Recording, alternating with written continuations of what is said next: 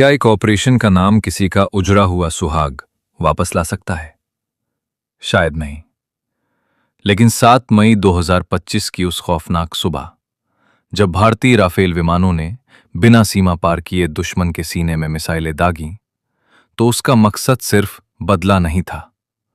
वो उन चूड़ियों के टूटने की गूंज थी जो पहलगाम में सुनाई दी थी। आखिर क्या था ऑपरेशन सिंदूर, जिसने दुश्मन को घर में घुसकर खत्म कर दिया? चलिए जानते हैं इस सटीक और घातक स्ट्राइक की पूरी इनसाइड स्टोरी। देर किस बात की? दोस्तों, वीडियो में आगे बढ़ने से पहले आज हम एक ऐसे सवाल का जवाब ढूंढेंगे जो हर भारतीय के जहन में रहता है। आखिर पाकिस्तान बार बार कश्मीर पर आतंकी हमले क्यों करता है? क्यों वो अंतर्राष्ट्रीय मंचों पर बार बार कश्मीर का मुद्दा उठाता है? इस सच्चाई को गहराई से समझने के लिए हमें आज के हालात से निकलकर इतिहास के पन्नों को पलटना होगा और चलना होगा 1947।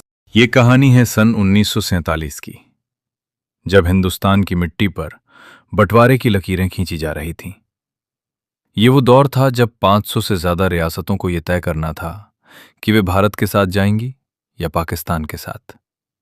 इन्हीं में से एक थी कश्मीर की खूबसूरत वादी, जिसके राजा थे महाराजा हरि सिंह। संभवतः आप महाराजा हरि सिंह की बात कर रहे हैं क्योंकि राजा हरिश्चंद्र प्राचीन काल के सत्यवादी राजा थे। कश्मीर का मामला बाकी रियासतों से थोड़ा पेचीदा था और यही वजह थी कि इसे उस वक्त बांटा नहीं गया। महाराजा हरि सिंह के सामने एक बहुत बड़ी उलझन थी। कश्मीर की ज्यादातर आबादी मुस्लिम थी, लेकिन वहां के शासक हिंदू थे। पाकिस्तान को लगता था कि आबादी के हिसाब से कश्मीर उसका होना चाहिए। भारत का मानना था कि कश्मीर का इतिहास और संस्कृति भारत से जुड़ी है।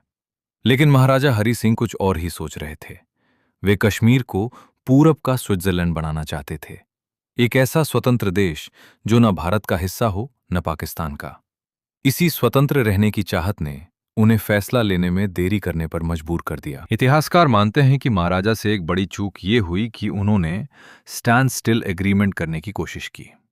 उन्होंने सोचा कि समय मिलने पर वे अपनी आज़ादी पक्की कर लेंगे, लेकिन पाकिस्तान के सब्र का बांध टूट रहा था। पाकिस्तान ने देखा कि महाराजा फैसला नहीं ले पा रहे हैं, तो उसने ऑपरेशन गुलमर्ग शुरू कर दिया। अक्टूबर 1947 की एक सर्द रात को पाकिस्तान के कबीलाई लड़ाकों पश्तूनों ने, जिन्हें पाकिस्तानी सेना का समर्थन प्राप्त था, कश्मीर की सीमा पार कर दी। वे लूटपाट मचाते हुए श्रीनगर की तरफ बढ़ने लगे। महाराजा हरि सिंह के पास अब अपनी रियासत बचाने का कोई रास्ता नहीं बचा था। उनकी सेना हमलावरों को रोकने के लिए काफी नहीं थी। तब उन्होंने घबराकर भारत से मदद मांगी। भारत के तत्कालीन प्रधानमंत्री जवाहरलाल नेहरू और गृह मंत्री सरदार पटेल ने साफ कह दिया, मदद तभी मिलेगी जब आप विलय पत्र पर हस्ताक्षर करेंगे। 26 अक्टूबर 1947 को महाराजा ने हस्ताक्षर किए और कश्मीर कानूनी रूप से भारत का हिस्सा बन गया। अगले ही दिन भारतीय सेना के विमान श्रीनगर पहुंचे और हमलावरों को पीछे धकेलना शुरू किया। लड़ाई के दौरान ही ये मामला संयुक्त राष्ट्र में चला गया।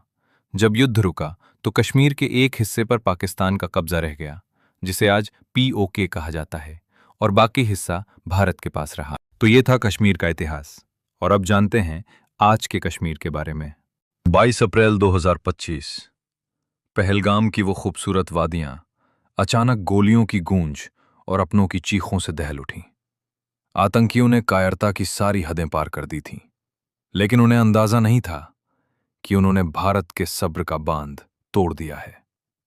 बदला तय था, पर इस बार तरीका अलग होने वाला था। सटीक, घातक और बेहद खौफनाक। आखिर क्या था ऑपरेशन सिंदूर, जिसने दुश्मन को घर में घुसकर खत्म कर दिया? चलिए जानते हैं इस स्ट्राइक की पूरी इनसाइड स्टोरी। पहलगाम हमले के बाद दिल्ली के गलियारों में खामोशी थी, पर सेना के वॉर रूम में हलचल। भारतीय सेना और वायुसेना ने एक संयुक्त रणनीति बनाई। लक्ष्य साफ था, सिर्फ आतंकियों को मारना नहीं, बल्कि उनके पूरे बुनियादी ढांचे। हमारी इंटेलिजेंस और सैटेलाइट्स ने सीमा पार यानी POJK में 9 ऐसे प्रमुख लॉन्च पैड्स की पहचान की जहां ये मौत के सौदागर छिपे थे। वक्त चुना गया 7 मई की सुबह, ताकि सरप्राइज एलिमेंट बना रहे। लेकिन दोस्तों, ये जितना आसान लग रहा है उतना था नहीं। POJK के उन इलाकों में 9 ठिकानों को एक साथ निशाना बनाना किसी सुई में धागा डालने जैसा था। अगर एक भी निशाना चूकता तो पूरा मिशन फेल हो जाता। रॉ के एजेंट्स हफ्तों से उन पहाड़ियों में अपनी जान हथेली पर रखकर पल पल की खबर दे रहे थे।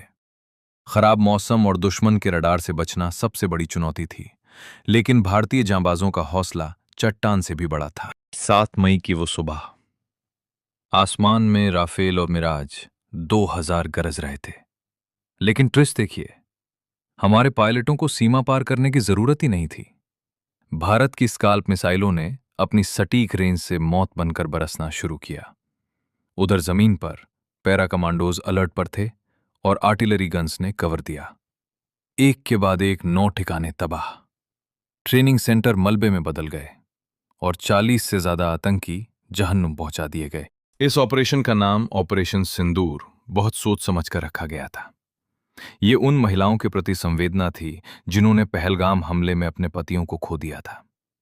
ये संदेश था कि भारत अपने नागरिकों के सम्मान के लिए किसी भी हद तक जा सकता है। स्ट्राइक के बाद सीमा पार सन्नाटा था। दुनिया भर के विशेषज्ञों ने इसे गेम चेंजर बताया, क्योंकि भारत ने बिना सीमा लांघे दुश्मन का वजूद मिटा दिया था। आज इस घटना को 1 साल बीत चुका है।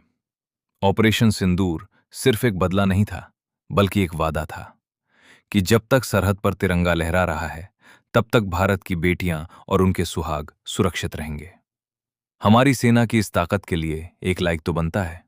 देर किस बात की, अभी मेरे चैनल को सब्सक्राइब करें और ऐसी ही रोमांचक कहानियों के लिए बेल आइकन दबाएं। पूरी वीडियो देखने के लिए धन्यवाद। मिलते हैं अगले वीडियो में। जय हिंद।